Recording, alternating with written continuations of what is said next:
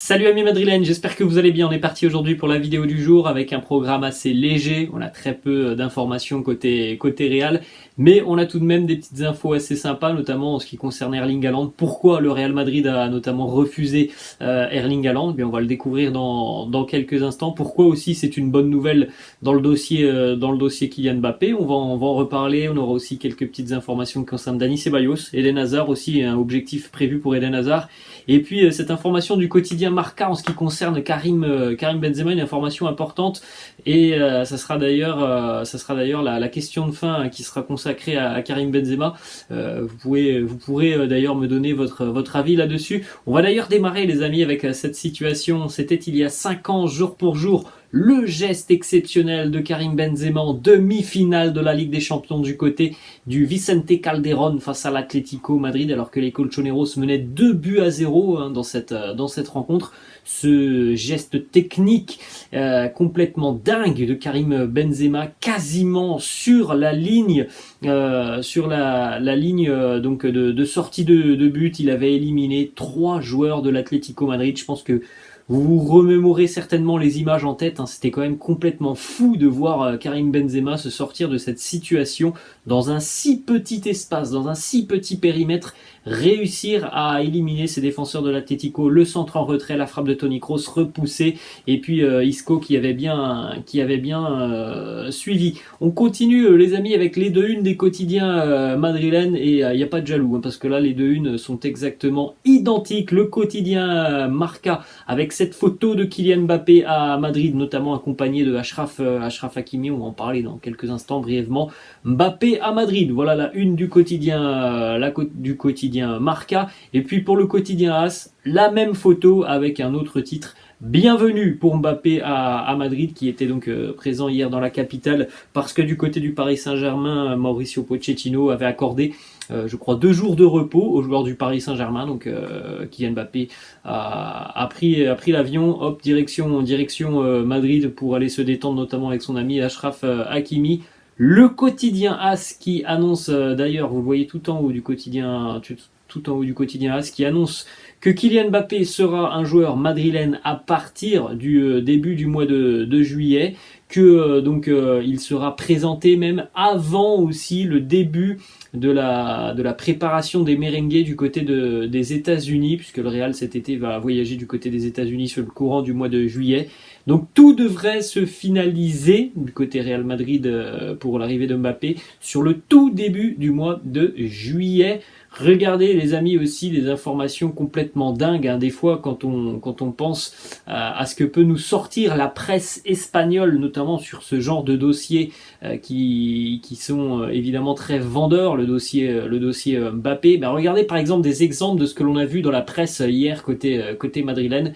La journée détaillée de Kylian Mbappé du côté de Madrid. Alors évidemment, moi ça ne m'intéresse pas, mais je vous propose tout ça pour vous montrer à quel point la presse espagnole peut être des fois complètement folle et peut nous sevrer vraiment d'informations. Regardez par exemple la journée de Mbappé à Madrid hier, qui n'a absolument aucun intérêt, mais voilà, ils nous ont fait un petit détail de tout ce qu'a fait Kylian Mbappé hier du côté de Madrid. Les amis, il faut savoir que du côté de Mbappé hier, on était à Madrid vraiment pour passer une petite journée tranquille. Il n'y a eu absolument aucun contact avec les dirigeants ou représentants du Real Madrid. Il était là avec Achraf Hakimi pour tout simplement passer du bon temps.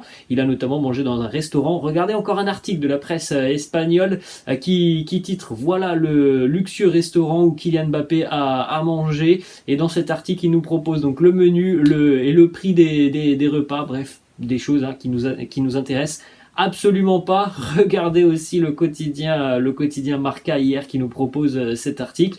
Kylian Mbappé, donc on l'a dit, il a mangé au restaurant, et le quotidien Marca qui nous sort un article tout de même. Mbappé à 7 minutes du Bernabéu avec un plan du restaurant, les directions par rapport au Bernabéu, c'est complètement dingue là.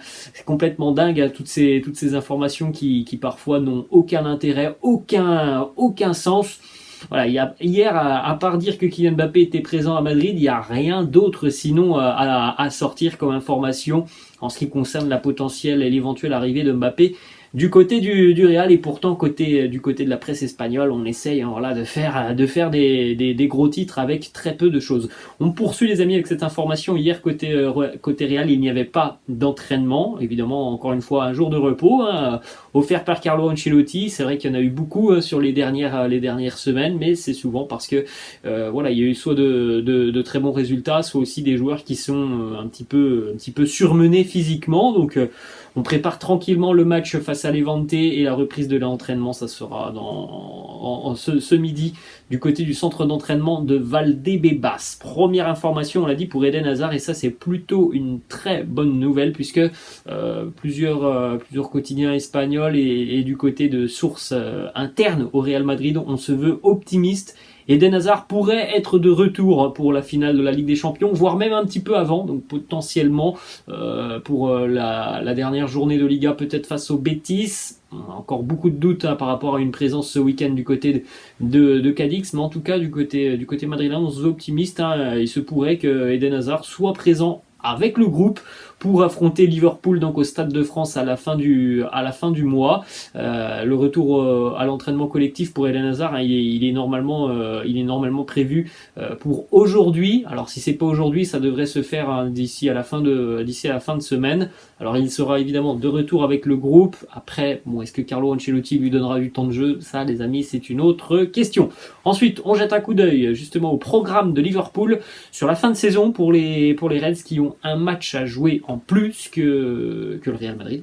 Alors la 36e journée, c'est fait, ça a été joué le week-end dernier pour Liverpool face à Tottenham avec ce petit accro, le match nul des Reds. Ce soir, Liverpool sera du côté d'Aston Villa. Il y aura aussi donc ce match face à Chelsea, la finale de la FA Cup anglaise, le déplacement à Southampton et la réception de Wolverhampton. Donc pour les Reds qui ont perdu en plus de ça des points le week-end dernier en Première Ligue, eh bien, malheureusement pour eux, ils vont devoir encore lutter jusqu'au bout pour tenter de renverser cette situation qui, pour le moment, est favorable à Manchester City. Il va falloir maintenant pour Liverpool quasiment un sans faute jusqu'à la fin de saison. Et en plus de ça, dans le même temps, que Manchester City perde au moins un match sur la fin de saison. Donc, Liverpool va devoir jouer tous ses matchs à fond et n'aura pas la possibilité, comme le Real va l'avoir jusqu'à la fin de saison, de pouvoir notamment faire tourner un petit peu plus son effectif, même si c'est vrai que Jürgen Klopp fait beaucoup de tournées, c'est souvent des titulaires qui sont un petit peu sur le banc. Du côté du Real, là on est allé depuis quelques semaines chercher vraiment la profondeur du banc. On continue les amis avec les informations qui concernent Erling Haaland. On en a parlé brièvement hier. Donc Haaland va rejoindre Manchester City, ça va se faire dans les tout prochains jours. Quelques petites informations. Premièrement, pourquoi le Real a refusé Erling Haaland? Selon plusieurs médias, c'est Florentino Pérez qui a, depuis quelques semaines, refusé notamment une clause de Mino Raiola, paix à son âme, l'ancien agent donc de Erling Haaland, qui avait inclus une clause pour la nouvelle équipe de Haaland, c'est-à-dire que à partir de la deuxième saison d'Haaland dans son nouveau club, eh bien, il y avait une clause qui prévoyait donc un départ de Haaland à partir de 150 millions d'euros. Donc, essayez d'imaginer tout de même 150 millions d'euros pour un joueur de la classe de Haaland et de son âge. C'est quelque chose évidemment de risible. C'est quelque chose d'incroyable. Maintenant, quand on voit des clauses à 1 milliard, donc cette clause à 150 millions d'euros, évidemment, ça n'est pas passé auprès de Florentino Pérez, qui a refusé tout ça. Et pour Manchester City, c'était une aubaine. Une déclaration de David Ornstein, on en a parlé hier, c'était l'un des premiers à annoncer donc officiellement ce transfert. Il nous dit: le Real Madrid est un rêve pour Erling Haaland. Je pense que le point de vue était que s'il allait à Madrid maintenant, il y serait pour la vie. En venant à Manchester City, cela pourrait être un peu un tremplin pour Erling Haaland. Donc les amis, voilà, Haaland ne jouera pas au Real cette saison. Peut-être qu'on en reparlera dans quelques années. L'avenir nous le dira. Ensuite, on a aussi cette déclaration de Fabrizio Romano qui nous dit voilà, en ce qui concerne Haaland, ce n'était pas un souci pour Erling Haaland de rejoindre le Real avec notamment l'arrivée de Kylian Mbappé, mais voilà, la présence aussi de Benzema, ça fait que Haaland avait peut-être aussi un petit peu peur de tout simplement être au second plan et de ne peut-être pas avoir tout le temps de jeu qu'il pourrait avoir du côté de Manchester City. Ensuite les amis, on regarde aussi les statistiques et la progression de Vinicius cette saison. On en est exactement à l'heure actuelle au même nombre de matchs joués par l'ailier brésilien que sur la saison passée. Et regardez, donc 49 matchs, 18 buts cette saison, 6 l'année dernière, 19 passes D, 7 l'année dernière. La progression de Vinicius dans son jeu, aussi dans son intelligence de jeu pour souvent réaliser les bons gestes. Évidemment, il y a encore du déchet, mais quand tu es un joueur de ce profil, autant dans la provocation, dans la percussion, tu ne peux que avoir du déchet, mais voilà, quand même tout de même des stats qui nous prouve à quel point il a énormément progressé. Il est beaucoup plus juste, beaucoup plus intelligent dans son jeu et dans ses choix, notamment aussi devant le but. Ensuite, on va continuer les amis avec deux petites dernières informations. Premièrement, le Real Madrid a transmis une offre de prolongation de contrat à Dani Ceballos. La fin de contrat pour Dani Ceballos, c'est fin juin 2023.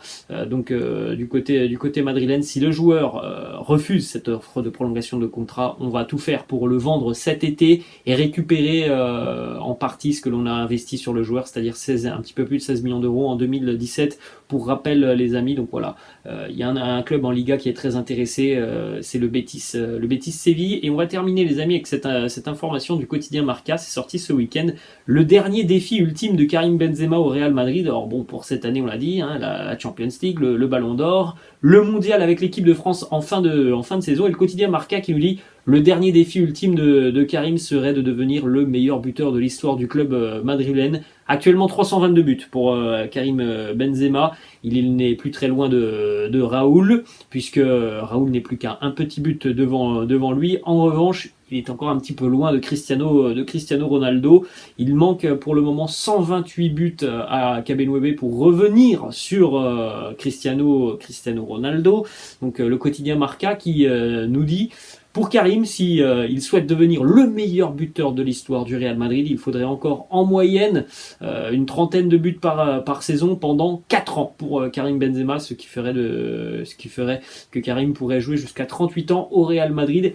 Laissez-moi en commentaire si pour vous c'est quelque chose qui est imaginable pour Karim Benzema de continuer encore 4 ans avec une moyenne de buts de 30 ans et d'aller chercher ce record de Cristiano. Est-ce que vous y croyez les amis? Votre avis m'intéresse énormément. Pour le moment, on n'est pas encore parti sur une prolongation aussi longue pour Karim Benzema. Mais c'est vrai que c'est quand même peut-être un objectif qui peut faire tourner un petit peu la tête de Kabenwebe. Mais voilà, on en est encore loin. 128 buts, ça fait tout de même beaucoup les amis. Laissez-moi tout ça en commentaire. Moi je vous laisse et je vous dis à demain. Ciao.